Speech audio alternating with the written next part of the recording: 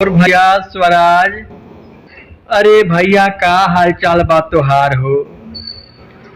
अरे देखत बाड़ी तू तो 2-3 महीना से ऐसा ही पड़ल बड़ा। बुझात बा कि तोहरे में करंट नहीं बा। अब भैया हमके तो दिन भर धका धक चलावत बाड़न सुन।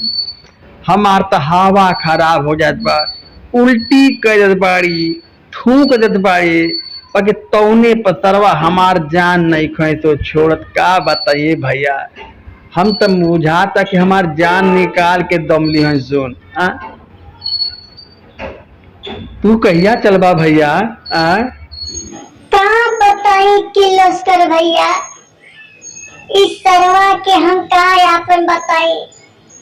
ऐसन सरवा हमके बिगड़ले बाड़ तो के 4 महीना से हमके कबाड़ बनाए के तारे रख देले बाड़। तो एक के सारा कुमरवा मिस्त्री के लइका आयल, ऐसन खोल के तरवा हमके चल गए कि अभी तक बनौलस ना। सर भेटा तो के पूछती सर हमसे तुझसे कौन दुश्मनी तारे हैं, हमके छोड़ के बिगाड़ के चल गए। अब वहीं तक तो सर हमारे रिपेयरिंग करे ना आइले हैं। बतावा किलो सर भैया, अगर हम चलती तो तोहरे पे इतना बोझ ना पड़त।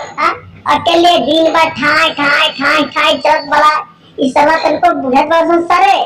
अब की बार ऐसा करा कि तू बिगड़ जा, हम तो बिगड़ले बाई। तो इन्हें के समझ में आई, तो सरवाई को नया किंग भी है। ठीक है ना, चला काल को बिगड़ तारन कहीं का।